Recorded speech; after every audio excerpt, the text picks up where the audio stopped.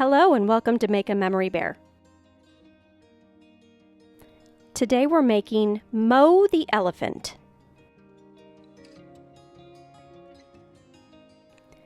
The link to purchase the pattern is in the description box below. When you click on that link, it'll take you over to my Etsy shop where when you purchase the pattern, it'll be sent to you in an email and you can print it right at home.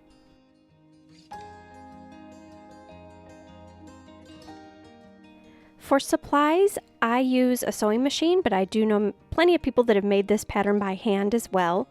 You'll need scissors, pins, needle, matching thread, and a seam ripper if you have one handy. And for this pattern, I like to use safety eyes that are 15 millimeters in diameter. You'll also need a small bag of stuffing for one elephant, and for the first time ever today, I'm trying these weighted stuffing pellets. So you can watch the tutorial and decide if you would like to use these as well. And altogether, you're going to need just under 1 yard of fabric, whether you buy it at a store or you use somebody's clothing to make a memory elephant. Dress shirts like this, like a men's button-up shirt, tend to be my favorite fabric to work with. I also like working with little baby receiving blankets and with flannels. Any type of cotton is best. If you are a beginner, I am going to highly recommend that you choose some sort of fabric that is solid, like this solid blue one I've got here. Stripes and plaids are going to be harder to line those up. Also, it's easiest if you find a shirt that is the same on the inside and the outside. If you see this one, there's a clear right side and wrong side. That's going to be a little bit more challenging if you're brand new. So if at all possible, choose a fabric more like this blue shirt that's the same on the inside and the out. It won't be as confusing, less room for error. If you do have a fabric that is like this little baby's onesie, these little sleepers, these are super stretchy. Or if you have an old t-shirt or an old sweatshirt that just has a lot of stretch to it, I highly recommend that you get an iron-on stabilizer, which is something you iron onto the fabric first, and that's going to give it a lot more stiffness and sturdiness before you start sewing. So the first step once you purchase the pattern is to print it, and it just prints onto regular 8.5 by 11 inch paper. You want to cut all the pattern pieces out on the solid line.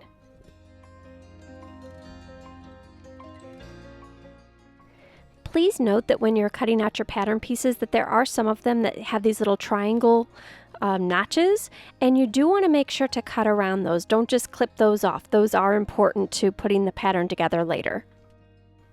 I love to make my little elephants out of multiple fabrics just to give it some interest. So I decided for today's pattern that I'm going to be using the tail, the sole of the foot, and the inside of the ear, all with the floral pattern. So I'm just pulling those aside, putting those with the floral, and then all the other pattern pieces I'm going to cut out of this solid pink shirt.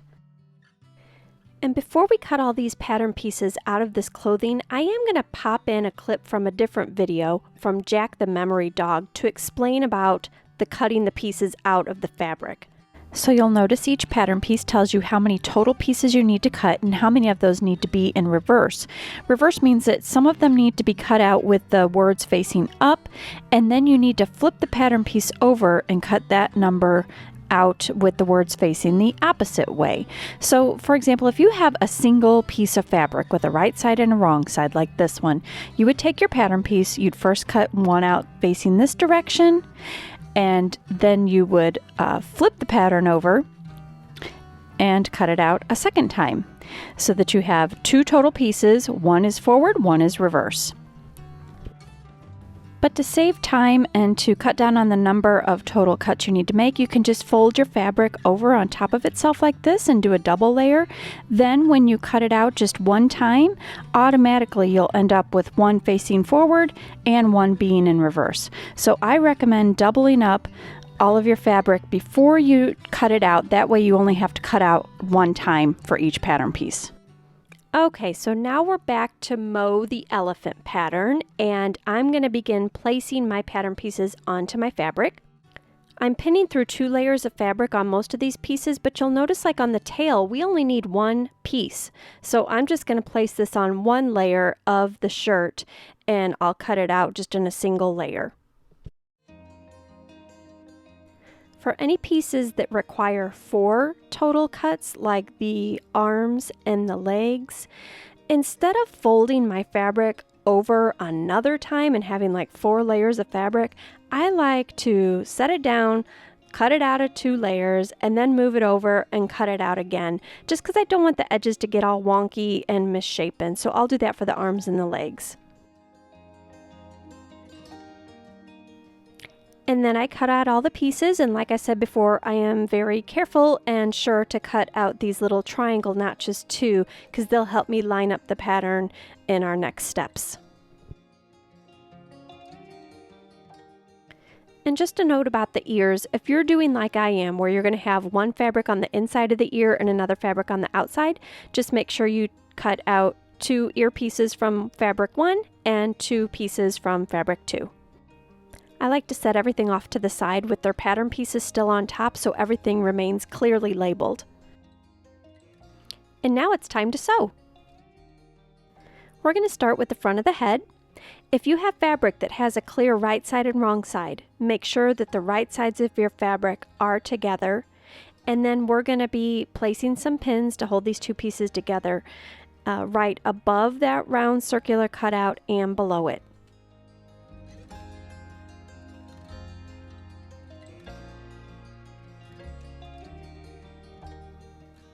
And then again, we're just going to sew right here above the circle and again right below it. Quick side note, make sure that your thread matches your fabric. Mine does not, and you can tell throughout this entire process. My apologies. And just take a quick peek to make sure it looks like this with the hole right in the middle of the face. That's going to be for the trunk later on. So speaking of the trunk, that is our next step. So I'm going to start with the trunk top, and we're going to be pinning and sewing this little dart, that little V up at the top. So you want to fold the trunk in half so that the right sides of the fabric are together, and then we're going to just pop a couple of pins in place there.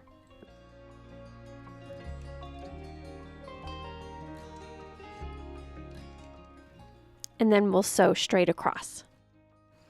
And we do the exact same process for the bottom of the trunk.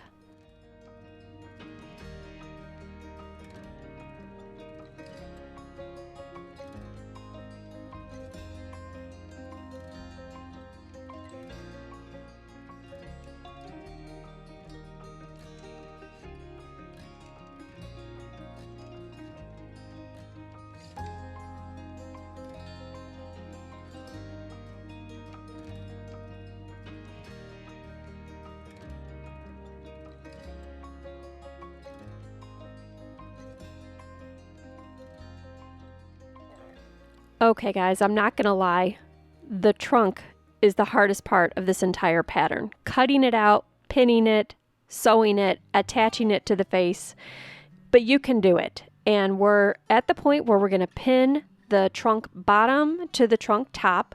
I like to start right at that rounded part of the trunk, and I'm going to just line all my edges up. I'm going to take my time. I'm going to take a lot of pins, and I'm just going around until everything is all lined up.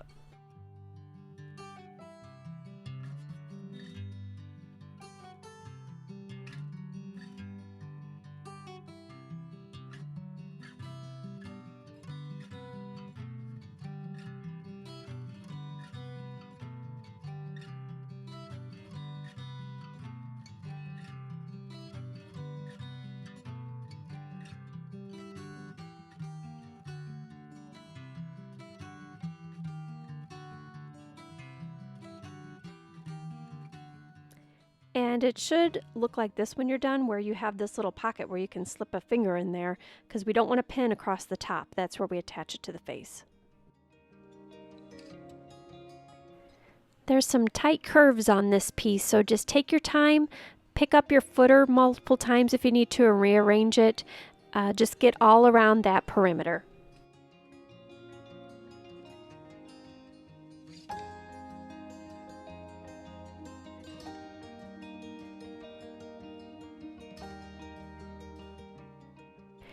Next, I'm going to take a pair of scissors and make some tiny little snips right around those really tight angles of the trunk so that when we turn it right side out, it'll lay flatly. Just don't cut through that seam that we just sewed. And then to get rid of some of this excess bulk, I'm going to cut right up next to the seam, right around the bulk of the trunk, to get rid of all of that excess fabric, because this is a small little pattern piece, and when we turn it right side out, we want to have as much room as possible, and we want it to lay really nicely. So after you make your snips, then you can work on turning it right side out. I like to stick my thumb all the way to the tip of that trunk, flip it right side out, and then just take my time kind of smoothing out all of the edges.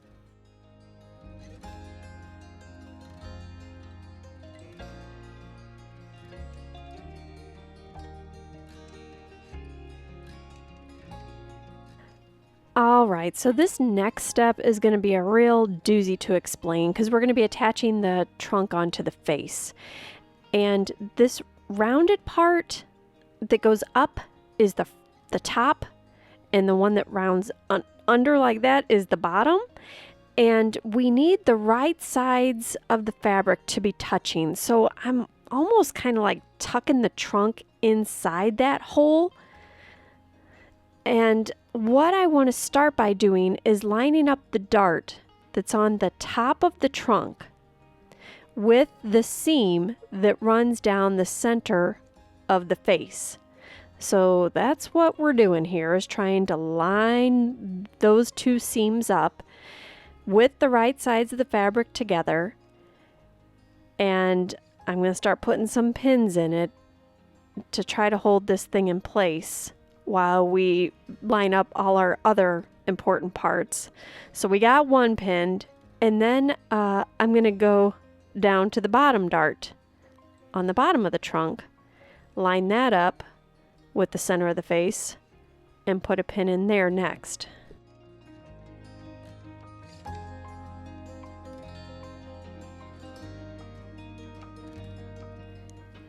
And then I'm going to put my thumbs inside that trunk and just kind of open up that hole so that my edges of the trunk and the edge of the face kind of line up, and I'll place several more pins kind of going inside that hole inside the trunk, trying to stretch it, open it, and line up the edges all the way around.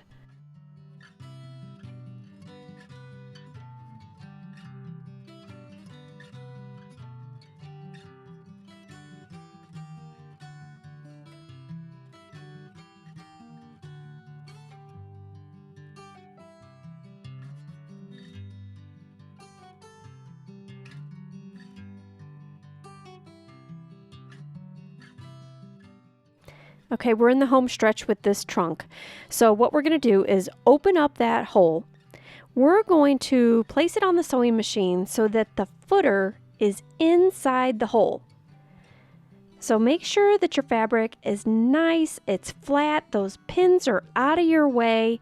Place your footer inside the hole, and then just carefully and slowly sew around the perimeter.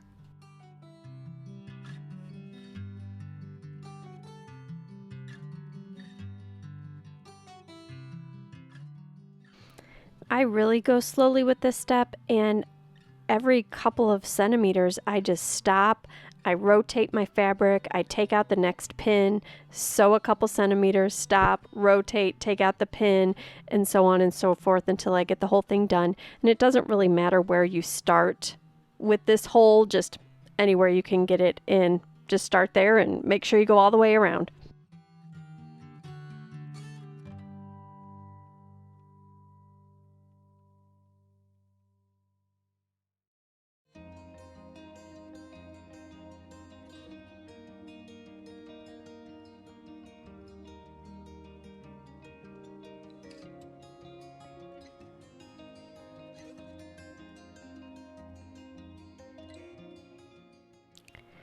Now, if all is going well, you should have something that looks like this, so that the center seam is lined up with the dart on the top and the bottom of the trunk.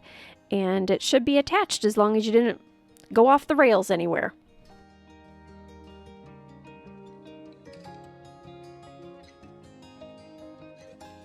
The front of the body is our next step, and this one is super easy. We just have this really straight, quick seam right down the front.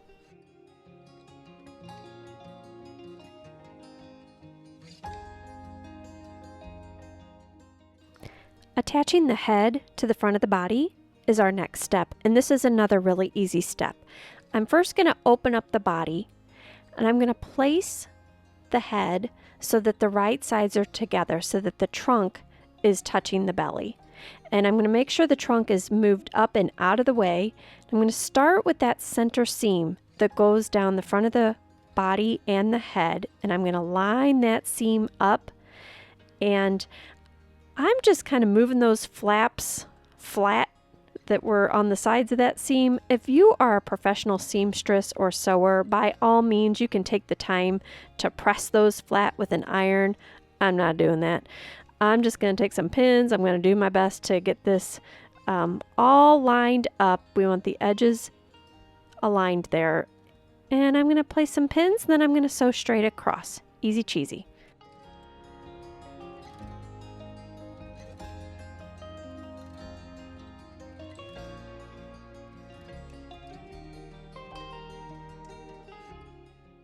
Now, before we move on to the ear, I want to pause for just a second to explain that you're going to notice that the ear that I'm using in this video is different than the ear that you have in your pattern. And that's because I decided to make some modifications after I filmed the video to make this ear fit to the head better and also to be easier for you to see where to attach it.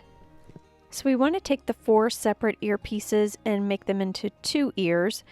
If you're using 2 different fabrics like I am, then place the 2 fabrics together with the right sides together, and we're just going to sew around this outside edge. We don't want to sew the inside where it attaches to the head, so just place your fabrics, right sides together, and then we'll sew quickly around the perimeter.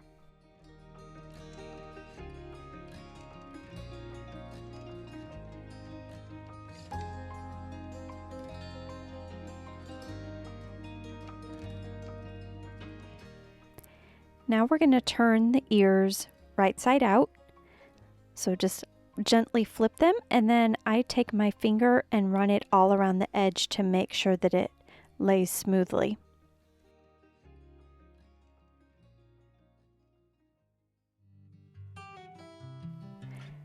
Then we're going to fold over the top inner edge of each ear.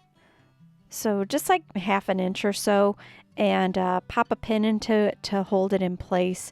That way when we attach it to the head, it helps the ear kind of stick up and hold its shape better. Also makes it cute the way it's kind of folded over, so you can see the back color on the front of the ear as well.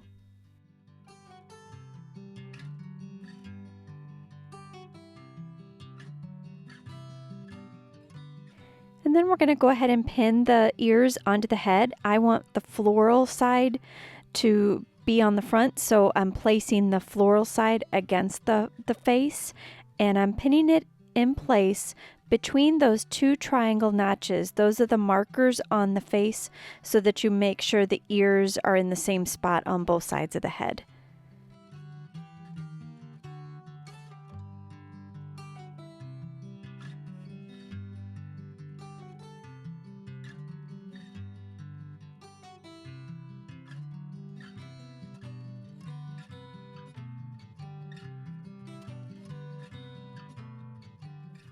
And then we'll sew the ears onto the head.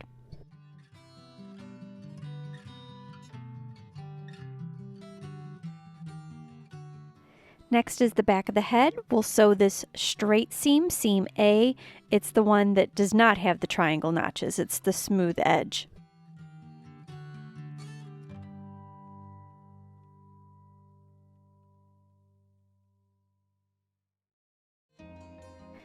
The tail is just a single piece of fabric, and if yours has a right and a wrong side, make sure that you fold your tail so that the right sides are touching.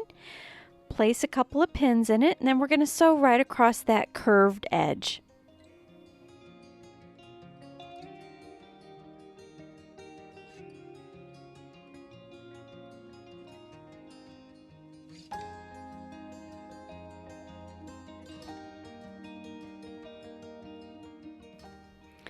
And then just like we did on the trunk, I'm going to cut away some of this excess fabric right next to that seam. And once I cut that excess off, I'm going to gently turn this little tiny tail right side out. Now this is a little pattern piece, so you might need to get like the eraser end of a pencil or any other kind of blunt type of stick. I'm just using my scissors because they're kind of rounded on the end. If these were pointy ones, I would not use them, but these are kind of rounded, so that helped me just push the tip of the tail out. And that's the tail. The back of the body is next, so I'm going to be separating this into 2 single pieces of fabric, and we're going to be starting with this dart. So I want to make sure that the right sides of my fabric are facing up, and then I'm going to fold the belly over on itself so that that little dart is lined up, and I'm going to place a couple of pins in it. Then I'm going to do the exact same thing on the opposite side, and essentially I'm going to want these to be mirror images of each other. So fold this up across the belly and pin it into place. And then just make sure that yours looks like mine does before you sew it so that it all lines up. We want these little triangle notches out to the side. And then we'll sew that little tiny dart.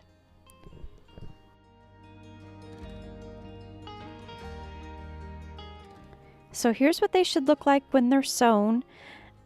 And again, I'm going to be placing them so that they are mirror images of each other, and I want the right sides up.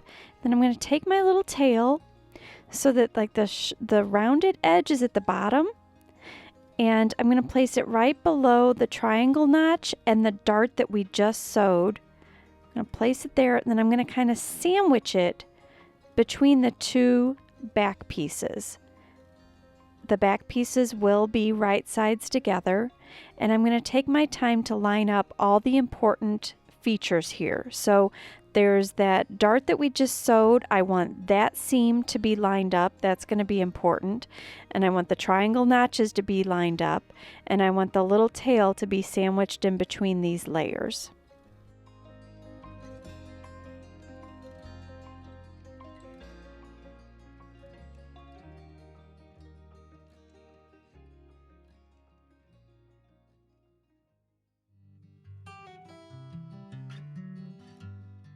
An important note about the back of the body is that when you're pinning and sewing this, you do not want to sew between these 2 triangle notches, because we want to leave a stuffing hole between those notches so that we can put stuffing in the elephant when we're all done.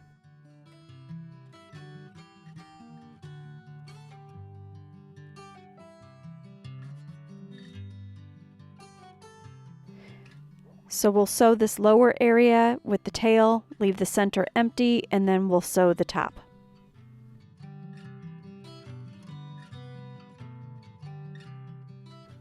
And it should look like this after you sew it, where you have the tail in between right above the dart, and then you've got your stuffing hole, and then again it's secured at the top.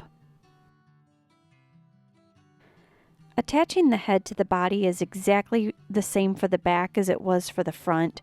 So I just lay the body with the right side facing up. Then I place the back of the head onto the body so that the right sides are touching.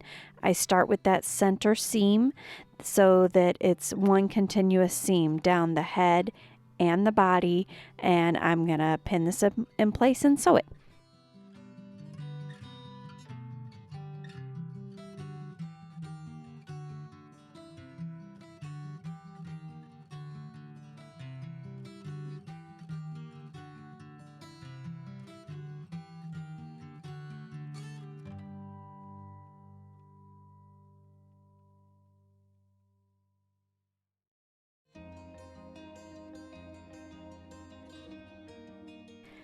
On to the arms. I'm going to start by separating the arms into 4 single pieces of fabric, and we're going to be attaching 2 to the front of the body and 2 to the back. Now, if you have a right side and a wrong side of the fabric, You want to make sure when you pin these onto your elephant that they are right sides touching, and you want the hand of the elephant to be going towards the belly, towards the center of the body, and you want it kind of curving up. You don't want it curving down. I mean, you could curve it down, but it's designed to be curved up. So just pin it into place on both sides of the front of the elephant.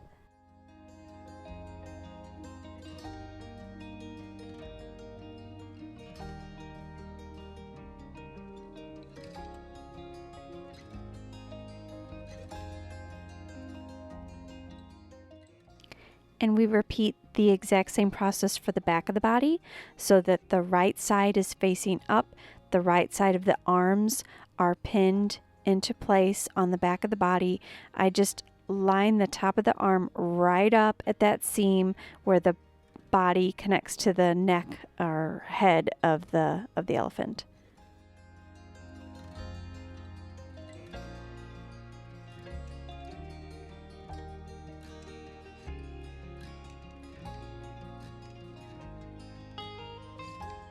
And then we'll sew all 4 arms into place.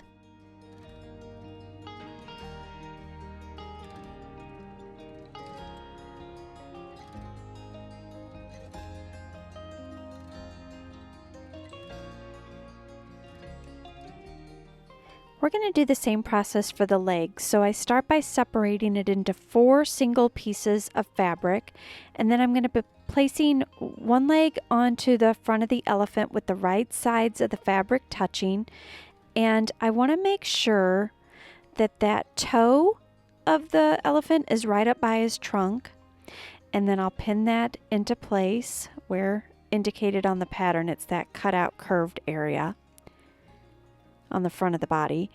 Then I'm going to take the second leg and make sure again that the little toe is up by the trunk, and I'll pin this one into place. And if you're not sure that you placed your little legs on there correctly, then after you pin it, just open them up to make sure. Yep, there we go. Looks good.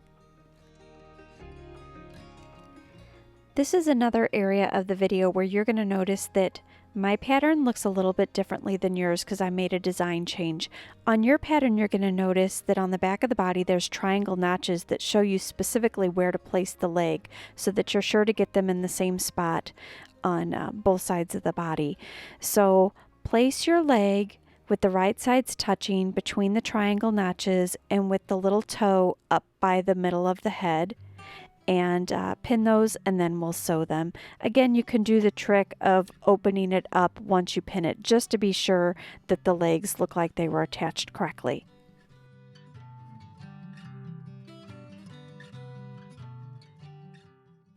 And sew the legs onto the body.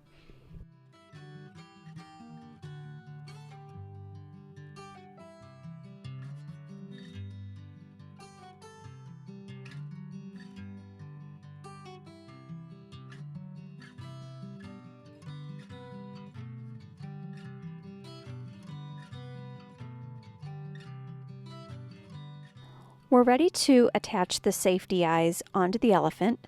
What I like to do is actually fold the face in half so that I can see the original seam. I want the face to kind of look like the pattern did originally so that I can place it right on top. And I'm going to take my seam ripper and I'm going to go through the pattern and both sides of the head right in the center of the eye, just because I want to get the placement right. I want to make a teeny weeny little bitty starter hole right where that eye's supposed to go. And then I can open the face back up, and then I'm going to have that tiny little starter hole in the right spot for both the eyeballs, and I can poke them through and pop their backs on.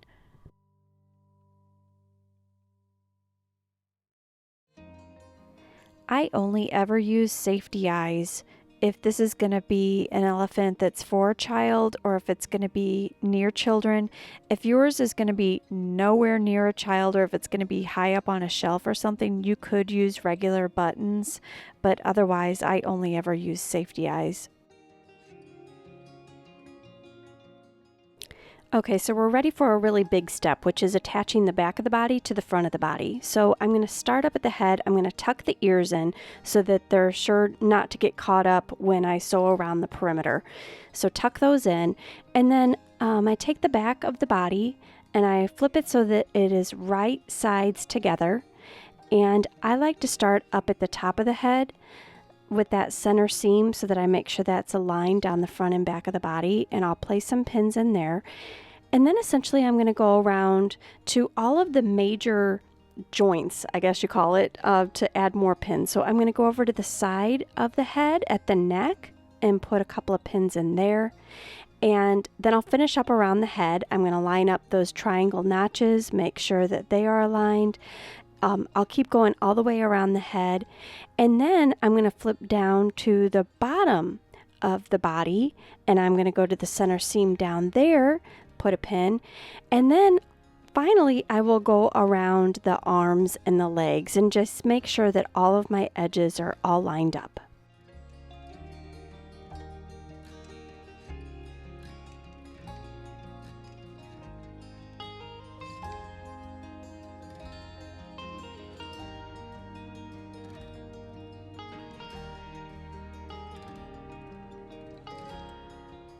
When you're pinning the legs, make sure that you leave this bottom seam open because we do need to attach the sole of the foot in our next step. So no pins and no sewing there, just all the way around the entire perimeter of the rest of the elephant with the soles left open.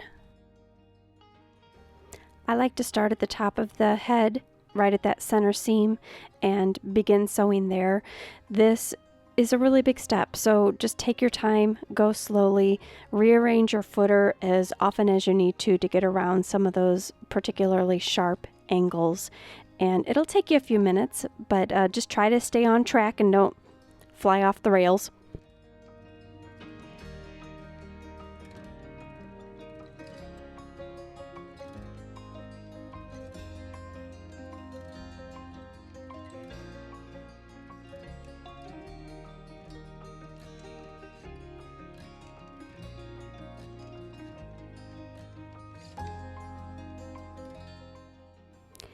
And before I move on to my next step, I do like to give the elephant a quick inspection to make sure I maintained my 1/4 inch seam allowance throughout the entire perimeter and that I didn't fall off anywhere and end up with any little holes.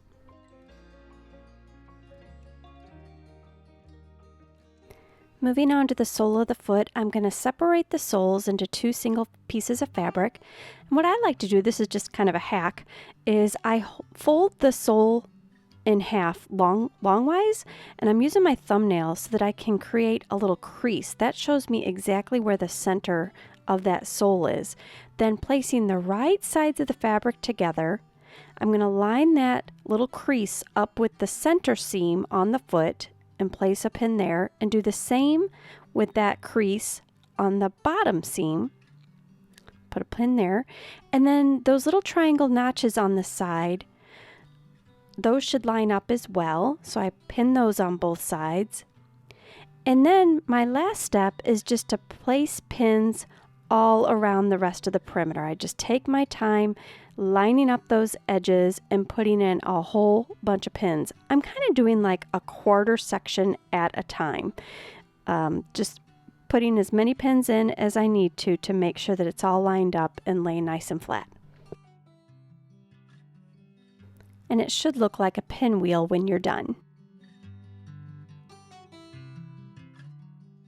When I sew this, I like to place it with the sole of the foot flat down on the sewing machine, and you can really start anywhere, but you just need to take your time and kind of move the bulk of the fabric out of the way as you're sewing around the perimeter. So again, this is another step where you need to just take it slowly, pull the bulk of the fabric out of the way, make sure it's laying flat, and just go all the way around.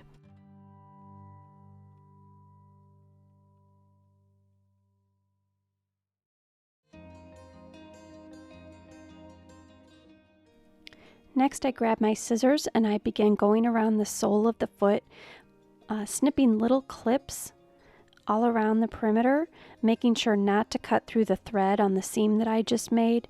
But then I'm going to carry this throughout the entire elephant. On any curved areas, I'm putting little snips, and then at all the major joints. So under the armpits, at the neck where the head attaches to the body, and then all around any curved areas, I'm snipping those little clips so that when we turn the elephant right side out, it'll lay really nicely.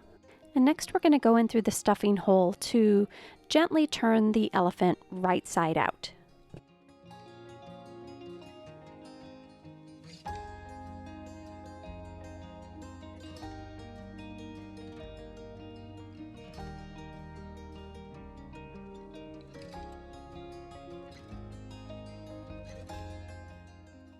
Now we're ready to stuff the elephant. So going through that same hole, I like to break the stuffing into little pieces, and I'm going to squish this stuffing all the way up and start with the little trunk first, and I'm going to try to fill that up with stuffing, and then I'm going to fill the rest of the head.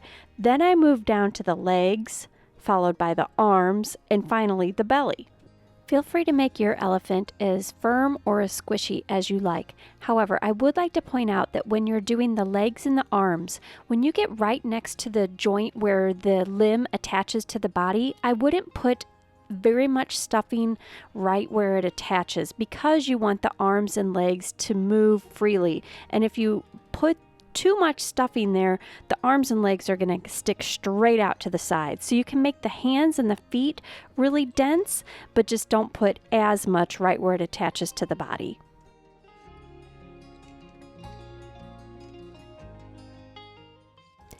This is my first time to experiment with weighted pellets or weighted stuffing beads.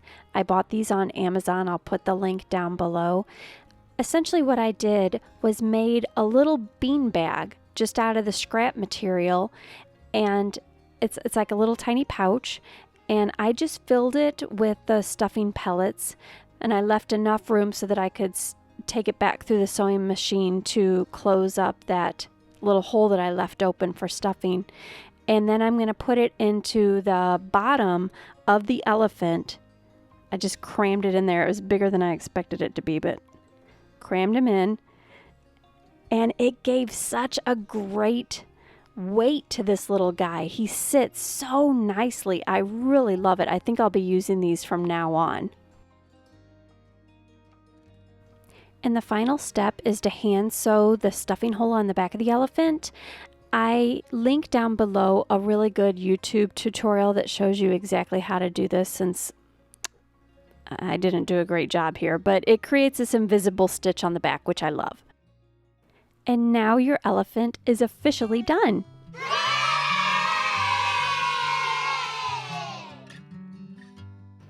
The only thing left to do is personalize your elephant to make it your own.